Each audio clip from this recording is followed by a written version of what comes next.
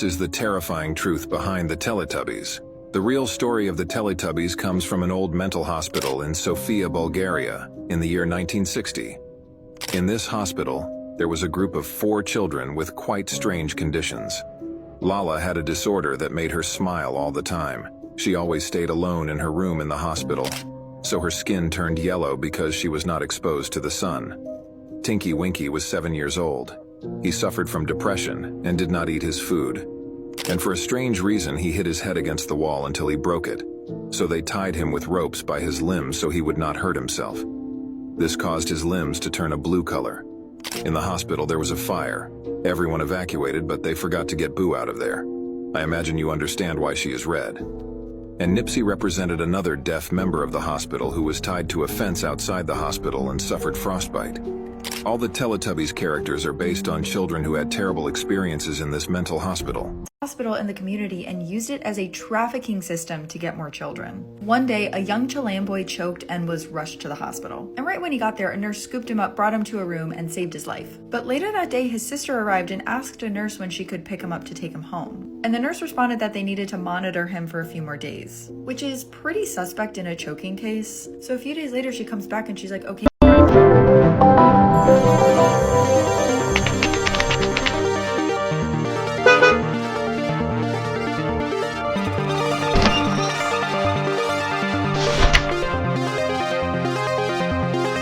Goodness.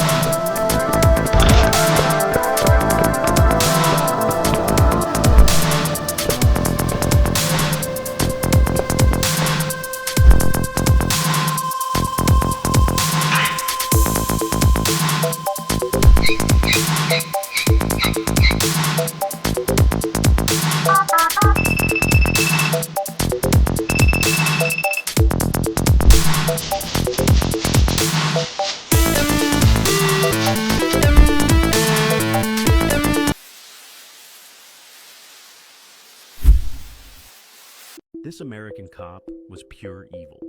In 1965, Officer Harry Kane was trusted by everyone in the small town of Blandford, Arkansas. Known as the nicest guy in town, he seemed to be the perfect protector. But Harry had a dark secret. None of the criminals he arrested ever made it to jail. Rookie Officer Justin Time grew suspicious. Harry never filed reports, claiming that paperwork was for losers. Determined to find the truth, Justin followed Harry one night after he took a drunk driver into custody.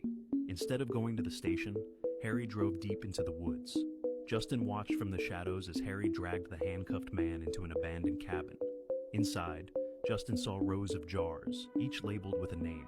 To his horror, Harry opened one of the jars and stuffed the screaming man inside, sealing it shut and calmly placing it back on the shelf. Stunned, Justin stepped back, accidentally snapping a twig. Harry froze, then turned slowly toward the noise and, with a chilling smile, said, "Sometimes I keep them close so they don't get out of hand." Justin managed to escape and reported everything he saw. But by the time the police arrived, Harry was gone. The jars were real, and what was inside was beyond horror. Sometimes true for stranger than fiction. The case of Richard Trenton Chase is a story which even the most depraved horror writer would struggle to create. Over the course of 4 weeks spanning across 1977 and 1978, Richard Chase took the lives of 6 innocent victims in Sacramento, California. His murders gradually progressed in violence, beginning with drive-by shootings and culminating in acts of cannibalism. If you love true crime, you need to know about the man from the train, America's most mysterious and terrifying serial killer. Between 1898 and 1912, a shadowy figure traveled across the US, leaving a trail of gruesome axe murders. His crime scenes were eerily consistent. Isolated homes near railroad tracks, families attacked while they slept, and the murder weapon, an axe, often left behind. For over a century, these murders were seen as isolated cases. But researchers Bill and Rachel James connected the dots, revealing a chilling pattern. The killer's name might have been Paul Mueller, a German immigrant who vanished after a similar murder in 1897. He's believed to have killed over 100 people, yet he remains largely unknown. Dive into the eerie tale of the man from the train, America's forgotten serial killer. This is a real thing. 5 young people came to a cave. Unexpectedly, 4 companions were trapped shortly after entering. When the rescue team came to the cave, they found that one of them was walking towards their companions with a knife. What happened to them trapped in the dark cave? It happened in December 1970 in New York, the United States. 6 cave explorers arrived at Rock's Cave as agreed. Because they didn't know that the cave was closed in winter, one of them said that they were all here and didn't want to leave any regrets. Unexpectedly, the other 5 people hit it off, leaving one team member outside the hole, and the others disappeared in the dark hole in turn. As the crowd deepened, the light gradually darkened, but it did not affect everyone's high mood. After the winding perspective, a narrow passage appeared in front of everyone. Due to its special internal structure, which is 20 meters long and only 45 centimeters wide, it is figuratively called the large intestine by the locals. After the 3 people in front of him passed smoothly in turn, Peter, who was only 14 years old and was damp, said the team members in front of him who were bigger than himself. This wave of advantage then made me climb into the cave without hesitation, but the too narrow and dark cave made Peter, who had insufficient experience in exploring the cave-seeking iron law looked behind his head, only thinking about passing through this passage that scared him as soon as possible, when the figure of his teammates gradually became clear in his eyes. One of his legs somehow fell into the rock crevice in the panic. Peter tried to pull out his legs by squirming, but found that there was not enough space in any direction. What's worse, his legs are getting more and more stuck, as if he was half bitten by a rock. He shouted out of the cave in a trembling voice. You would be placed in a metal coffin lined with extremely sharp spikes. This torture device was designed to trap its victims, slowly closing in and causing excruciating pain. This medieval torture device was purportedly used from the 15th century onward, though its exact historical use is debated. A horrific statue has been found in a museum. It's the body of a woman. The head is studded with steel spikes, and the wings on her body were so conspicuous. The sheriff wasn't surprised. This is the 4th murder in the town. The 3 victims were also made into statues and placed all over the city, and the scene was clean of fingerprints. Anna turned over the candlestick in front of her and found a compass underneath and placed the pointer the killer had left on it. As the compass turned, the needle pointed to a bizarre painting. When she removed it, she found that the murderer had also left a string of characters. The police took the painting to the artist. When he saw the characters in front of him, it pointed out that this was the address of a fake painting. Since it's a copycat murderer, there's a good chance that he'll be copying other paintings. When they arrived at the gallery, they found a portrait and examined it. They found a fingerprint on it. The fingerprint was a woman's. They immediately went to the woman's home. Once inside, the stench hit their nostrils. The woman had already turned into a 1,000-year-old corpse. The police investigated the scene. They found out that this is where the artist lived. The corpse was also the artist's mother. The artist used his own mother as a test subject. It's all a plot by the artist. The police were fooled by the artist. Anna was furious and found the artist in custody. She threatened him with death if he lied to the police, but the artist was very calm.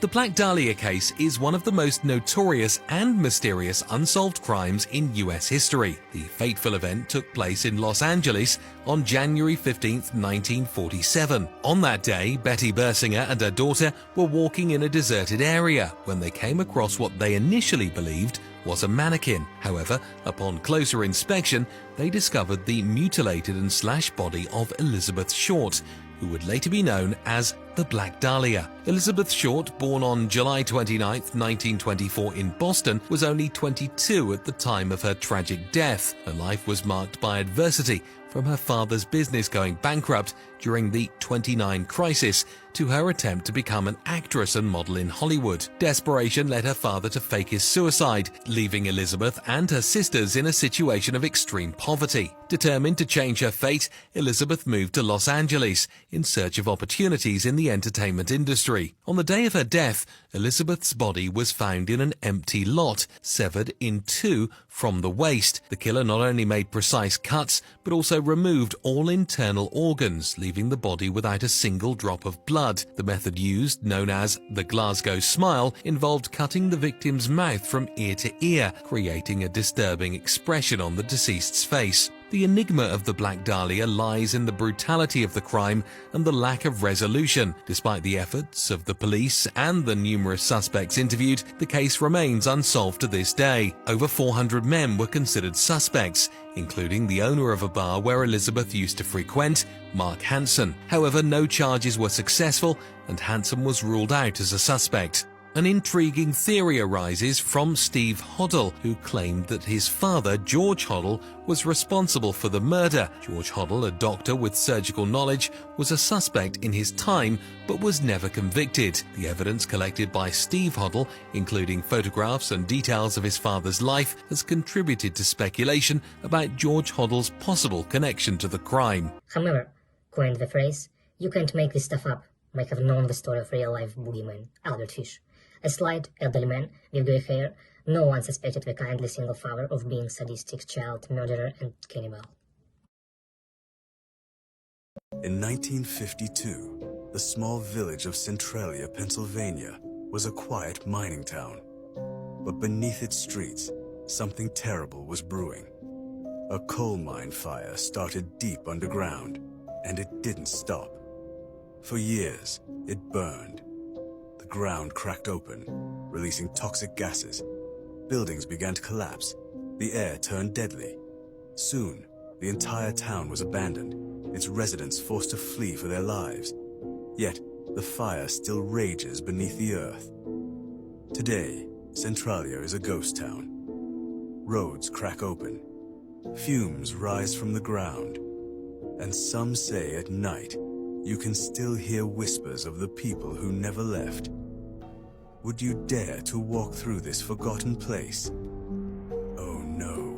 10 terrifying true crime facts. If you live in Colorado, Colorado is known for its breathtaking mountains and endless wilderness. But beneath the beauty, darkness lurks. A land of vanishing hikers, unsolved murders, and horrors buried in the snow. If you live in Colorado, be careful, because some things never stay buried. 1.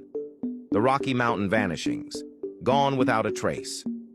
Hikers enter the Rocky Mountains every year, but not all of them come back.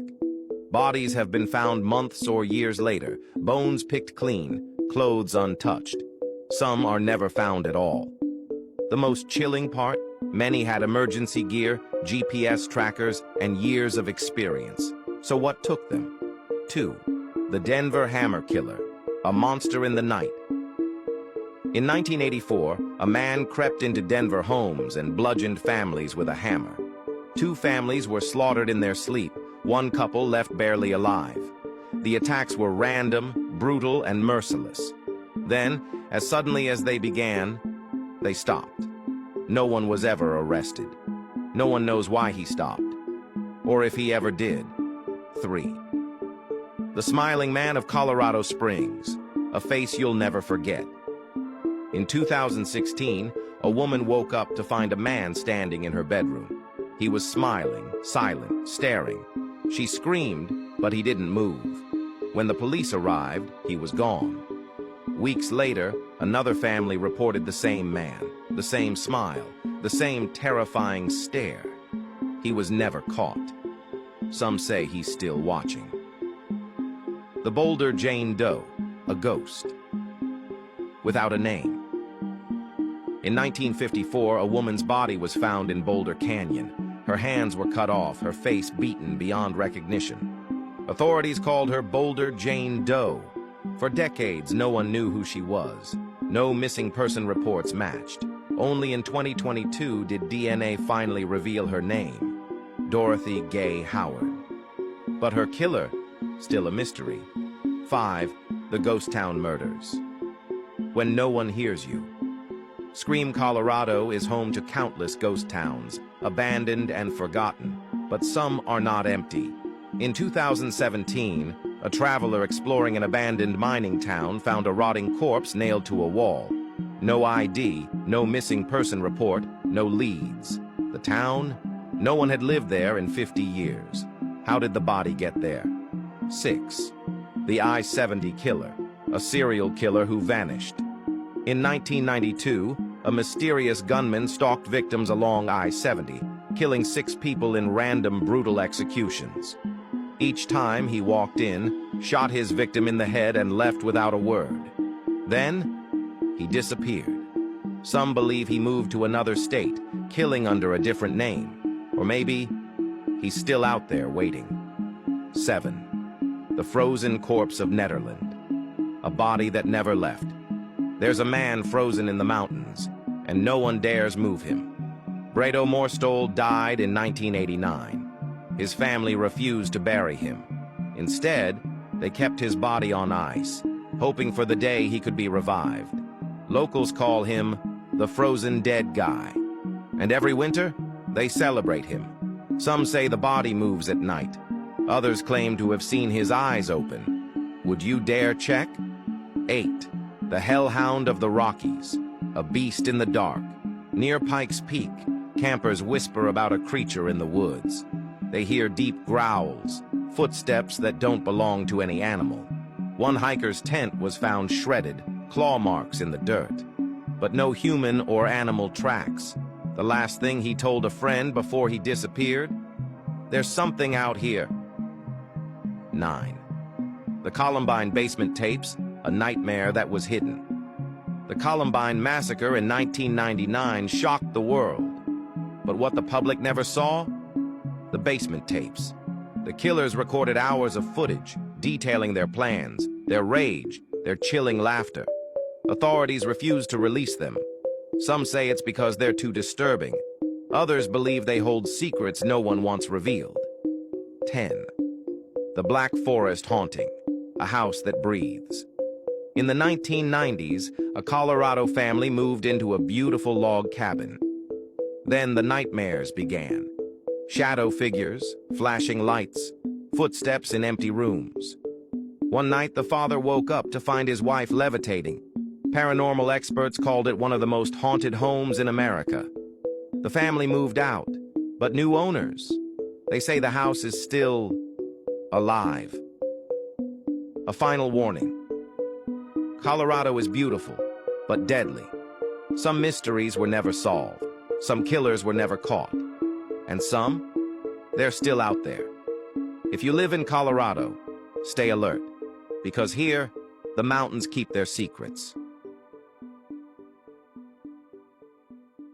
Ever heard somebody say that everybody will meet a serial killer at least one time in their life? I don't know if that's true or not, but here's my story about how I think I actually did meet a serial killer. Forewarning, this is a little creepy and it's a bit of a long story. So back in 2019 to 2022, I did real estate photography, mainly in Cincinnati, but kind of all over Ohio. One day I got a call about a job where the realtor told me that the daughter of the homeowner who had passed was going to let me into this house because she had the keys. No big deal, very normal. So I show up to the house on my motorcycle because that's how I roll. But when I show up, it's not a woman waiting for me, it's a guy. He's a little bit short, kind of pudgy, balding on top. I said, "Hey, are you the person that's supposed to let me into the house?" And he says, "Yes." I said, "Are you the husband of the woman that was supposed to let me in?" He says, "No, I'm a friend of the daughter whose mom lived in this house." house, which is very weird, but whatever, he had the keys. So we go inside, and this guy's giving me weird vibes immediately, but I chalk it up to maybe he's got a touch of the tism. I'm not gonna judge him. Here's where the red flags start though. When I started shooting, he kept walking closer and closer and closer to me, following me into every single room in the house. I repeatedly had to tell him to give me space so he wouldn't be in reflections and so he wouldn't bother me, but he wouldn't listen and kept getting closer and closer and closer. Now I could have just packed up my stuff and left, or I could have finished shooting really quick so I could get paid, and I chose to finish shooting. So I rush through all the photos and I tell him, hey, I'm done inside, I'm gonna shoot outside the house, and then after that I'll be out of your hair. But then he says, you forgot about the basement here. I said, I didn't know that there was a basement. Is it finished? Because we don't usually take photos unless it's a finished basement. And he says, no, but I would like you to take photos of it anyways because my friend of the friend told me that she wants photos of the basement. I thought that was kind of weird, but whatever. I don't want to argue with this guy. I just want to get this stuff done. So I'll go down, take 30 seconds to take one photo of the basement, and then I will leave. He shows me where the basement is, and I start to walk down the stairs, and I hear him following directly behind me, like one step behind my foot. So I stop midway down, and I turn around and say, can you not follow me down here? Because I'm going to take one photo of the whole basement, and I don't want you in the background. And he says,